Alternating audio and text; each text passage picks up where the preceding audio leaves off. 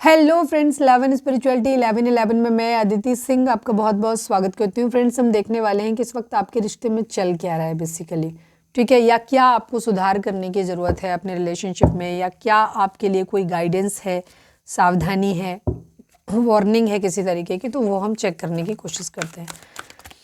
Reading start करने से पहले एक छोटा सा डिस्क्लेमर, टैरो रीडिंग जो भी होती है एक वॉलेटाइल एनर्जी है जो कि टाइम के साथ साथ चेंज होती रहती है, तो कोई भी मेजर डिसीजन आपको सिर्फ टैरो के बेसिस पे लेने की ज़रूरत नहीं है।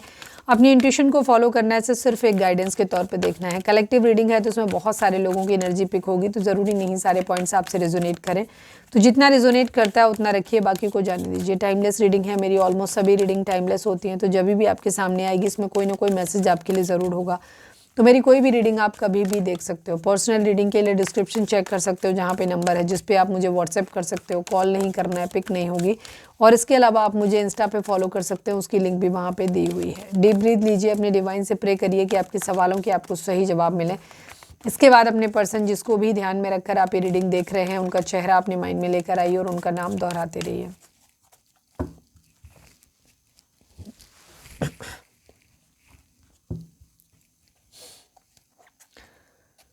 Please divine, please Baba ji, हमारे व्यूअर्स और उनके पर्सन के बीच उनके रिश्ते में क्या चल रहा है, उनके लिए क्या गाइडेंस है, क्या उनके लिए वार्निंग है, किसी तरीके के रेड फ्लैग्स हैं, तो प्लीज़ बताइए, या पॉजिटिव है, नेगेटिव है, सब बताइए। Please divine, please Baba ji, हमारे व्यूअर्स और उनके पर्सन के बीच उनके रिश्ते में क्या चल रहा है, प्लीज़ डिवाइन हमें बताइए।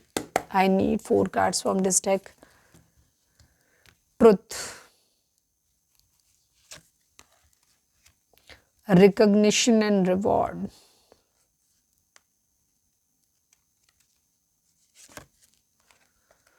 Third eye chakra, obstacle and challenges,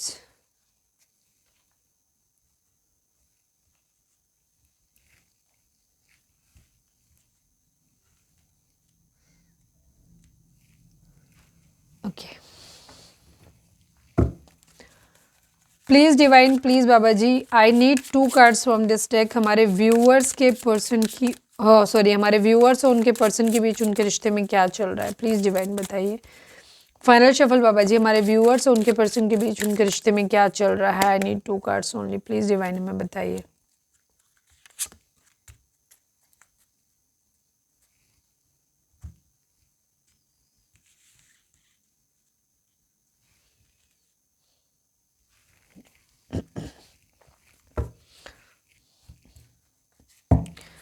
please divine, please Baba ji, हमारे व्यूअर्स और उनके पर्सन के बीच उनके रिश्ते में क्या चल रहा है, प्लीज़ डिवाइन बताइए। हमारे व्यूअर्स के पर्सन की करेंट फीलिंग बताइए। I need only 1 card Baba ji, please. हमारे व्यूअर्स के पर्सन की करेंट फीलिंग हमारे व्यूअर्स के लिए क्या है, प्लीज़ डिवाइन वो बताइए। Please divine, please Baba ji, final shuffle, हमारे व्यूअर्स के पर्सन की करेंट फीलिंग हमारे व्यूअर्स को लेकर के क्या है। I need 1 card only, please divine बताइए।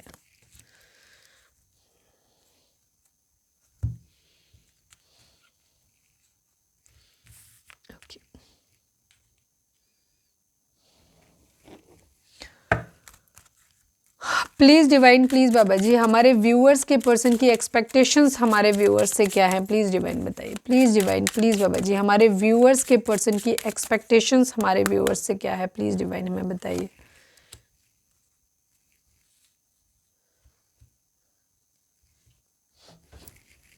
Okay, 13 number, 4 number, 5 number, 6 number, 3 number, 20 number, 2 number, 19 number, 10 number, 1 number, 10 number, 1 number, 18 number, 9 number, 29 number, 11 number, 2 number, 35 number, 8 number, 10 number, again 1 number.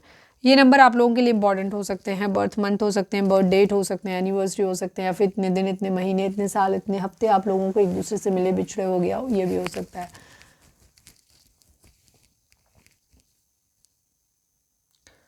जोडिक sign तो यहाँ पे ज़्यादा है नहीं, तो जोडिक साइन के बारे में बात नहीं करेंगे क्योंकि इस डेक में 2 ही हैं। ये ऑरेकल डेक है तो इनमें नंबर्स होते हैं, जोडिक साइन नहीं होते हैं। तो जोडिक साइन अगर रीडिंग आप तक पहुँची है तो रीडिंग आपके लिए है, ठीक है। सभी जोडिक साइन वालों के लिए रीडिंग यहाँ पर है।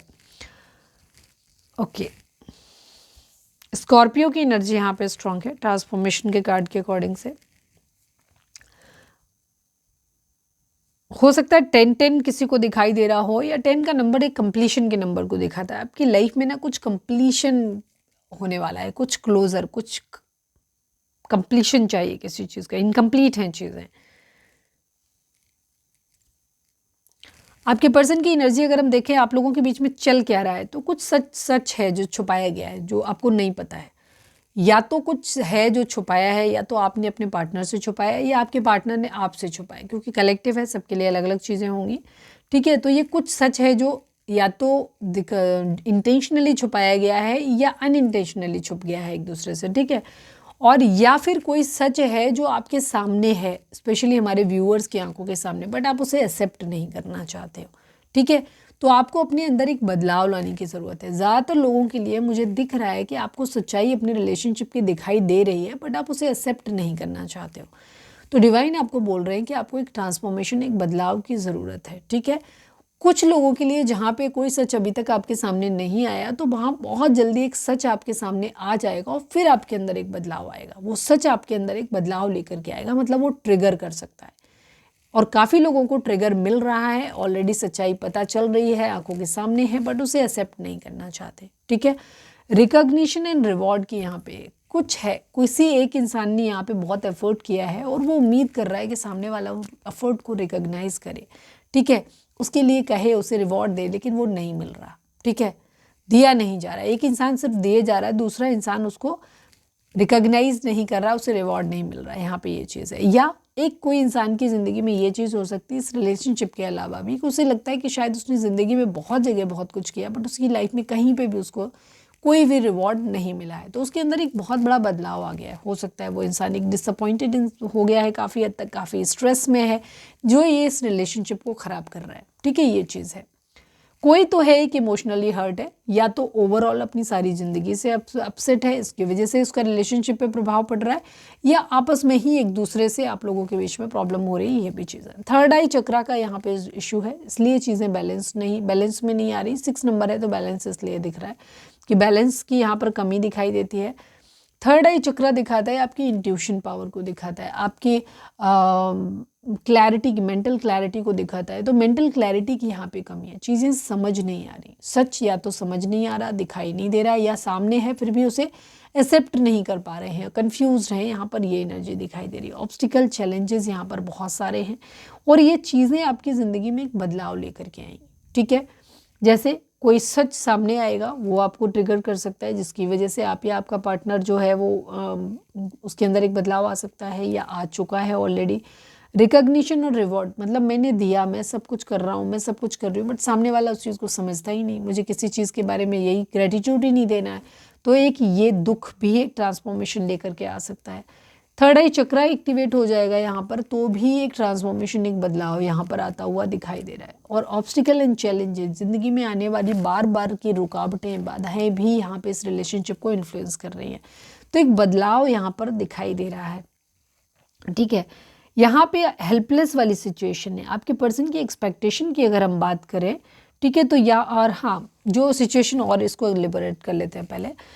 कुछ चीज़ों को लेकर के ना बहुत एक इनोसेंट बिहेवियर की ज़रूरत है यहाँ पे। कुछ चीज़ें आपको एक्सेप्ट करनी पड़ेंगी यहाँ पे, कि ये पास्ट लाइफ कर्मा है आपका किसी भी तरीके का। ठीक है, आपका आपके पार्टनर का हो सकता है, जिसकी वजह से आपको ये सब चीज़ें मिली। इसी वजह से आपकी ज़िंदगी में एक डिसअपॉइंटमेंट मिल रहा है, आपको हर जगह प्रॉब्लम आ रही है, बहुत ज़्यादा स्ट्रेस है, तनाव बहुत ज़्यादा ख़त्म होता दिखाई दे रहा है। ठीक है, कंप्लीशन की तरफ आता हुआ दिखाई दे रहा है, पीक पे आ गया। तो इस वक्त शायद आपको ज़रूरत है, अगर गाइडेंस की बात करें तो आपको थोड़ा सा इनोसेंस के साथ चलना है। जैसे एक बच्चा होता है ना, उसको अपनी ज़िंदगी में किसी चीज़ की ज़्यादा, वो हर चीज़ से मज़े ले लेता है, खुश रह लेता है, उसको ज़्यादा फ़र्क नहीं पड़ता वो खाना किस प्लेट में खा रहा है, वो कितनी महंगी है, सस्ती है, सही है, टूटी है, टेढ़ी है, मेढ़ी है, गंदी है, कुछ फ़र्क नहीं पड़ता उसको, उसे सिर्फ खाने से मतलब है। बच्चे छोटी छोटी चीज़ों से खेल लेते हैं। ठीक है, छोटी छोटी चीज़ों में उनका रहता है कि वो किसी भी चीज़ को अपना खिलौना बनाए। उसे ज़रूरत नहीं होती कि उन्हें बहुत कोई फैंसी आइटम मिलेगा तभी चाहिए। जो बहुत छोटे बच्चे होते हैं, जो बड़े हो जाते हैं, उनको थोड़ा दिमाग चलने लग जाता है। जैसे जैसे बड़े होते हैं ना, तो मटेरियल वर्ल्ड का इफेक्ट आता रहता है, लेकिन इनोसेंस जो होती है उन बच्चों में होती है। जितने हम छोटे होते हैं उतने इनोसेंट होते हैं। तो ठीक आपको वैसे ही इनोसेंट होकर के चलने की ज़रूरत है। बहुत ज़्यादा ओवर स्मार्ट मत बनो। ज़िंदगी में जो मिल रहा है बस उससे खुश रहना सीखो। अगर आप बहुत हाई एक्सपेक्टेशंस रखोगे तो आप अपनी ज़िंदगी में डिसअपॉइंटेड रहोगे। ठीक है, आप हेल्पलेस सिचुएशन में हैं। आपके पर्सन की एक्सपेक्टेशन कहें तो वो चाहते हैं कि आप उनकी ज़िंदगी में वो हेल्पलेस हैं, वो कुछ नहीं कर सकते। आपका काम है कि आप उनकी ज़िंदगी में प्रॉब्लम मत क्रिएट करो, आप उनकी ज़िंदगी में एक उनका रास्ता सही रखो। वो अपने आप को बहुत असहाय, मजबूर, विक्टिम दिखा रहे हैं। कुछ लोगों के लिए हो सकता है विक्टिम कार्ड प्ले कर रहे हैं, कुछ लोगों के लिए रियलिटी हो सकती है कि वो ऑलरेडी बहुत परेशान है, बहुत ज़्यादा हेल्पलेस सिचुएशन में है। तो वो कह रहे हैं कि वो कुछ नहीं कर सकते। तो उस वक्त तुम्हें इस चीज़ को, इस रास्ते को कंफर्टेबल बनाना है। ये तुम्हें एफर्ट डालना पड़ेगा चीज़ों को सही करने का। तो वो चाहते हैं कि तुम उनकी ज़िंदगी में प्रॉब्लम क्रिएट मत करो, रास्ते में प्रॉब्लम, बाधाएं मत बनो, ठीक है ना, क्रिएट मत करो, रास्ते को सुगम रखो, अच्छा रखो, ठीक है। धीरे धीरे साथ रह के सारी चीज़ें ठीक हो जाएंगी, क्योंकि ये कलेक्टिव है। तो किसी चीज़ को एकदम एकदम ये कहना कि नहीं सिर्फ इतना ही होगा, वो सबके ऊपर वही चीज़ रेजोनेट हो जाएगी, नहीं। कुछ लोगों के पर्सन पॉजिटिवली आपसे चाहते हैं कि आप उनकी लिमिटेशंस को समझें, उनका साथ दें। धीरे धीरे चीज़ें जो हैं वो सही हो जाएंगी। हम एक दिन डेस्टिनेशन पे सब कुछ सही हो जाएगा, अंधेरा छट जाएगा, ठीक हो जाएगा। कुछ लोगों के केस में आपके पर्सन विक्टिम कार्ड प्ले कर रहे होंगे, जहाँ उनको ये लग रहा है कि वो कुछ नहीं कर सकते, वो हेल्पलेस हैं, बहुत बुरी हालत में। ये आपकी जिम्मेदारी है कि तुम चीज़ों को कंफर्टेबल करो, तुम चीज़ों को सही बनाओ, ठीक है। तो ये चीज़ है। और वो हर चीज़ की एक्सपेक्टेशन आप पे रख रहे होंगे। और अब इनमें से दो में से कौन सी एनर्जी आपसे रेजोनेट करेगी, ये आपकी इंट्यूशन आपको खुद बता देगी। आपका पर्सन को आप अच्छी तरह जानते हो कि वो किस तरीके का इंसान हो सकता है, वो किस तरीके का क्या सोच सकता है। तो वो आपको डिसीजन बनाना है, ठीक है। ज़्यादा क्लैरिटी चाहिए तो पर्सनल रीडिंग बाय करो।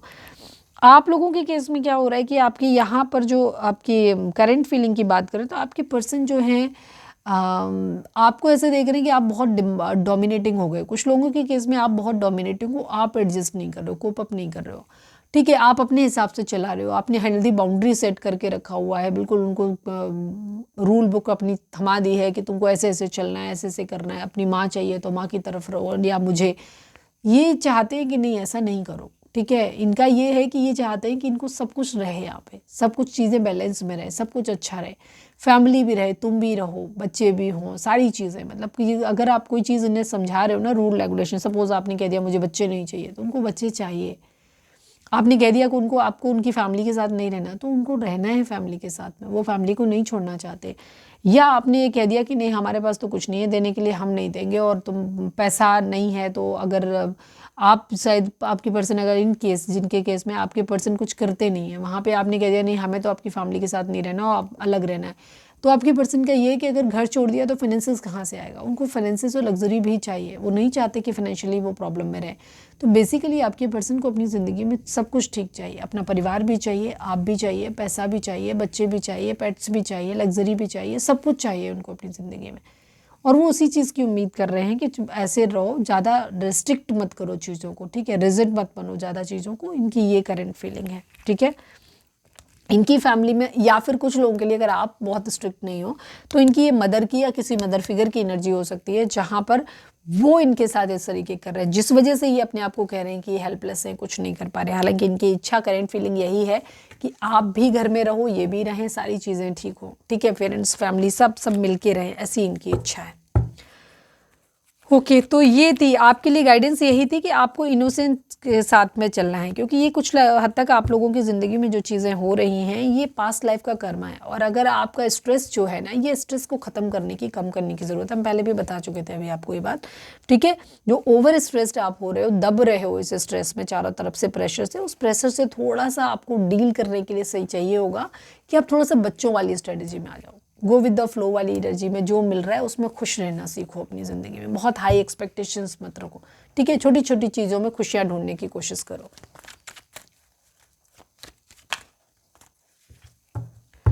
तो ये थी हमारी आज की रीडिंग। उम्मीद है आपसे रेजोनेट की होगी, गाइडेंस मिली होगी। अगर रेजोनेट किया, गाइडेंस मिली तो प्लीज़ चैनल को लाइक, शेयर और सब्सक्राइब किए बगैर नहीं जाइएगा। मिलते हैं नेक्स्ट रीडिंग में। Till then bye bye, take care, stay positive, stay happy, love you all.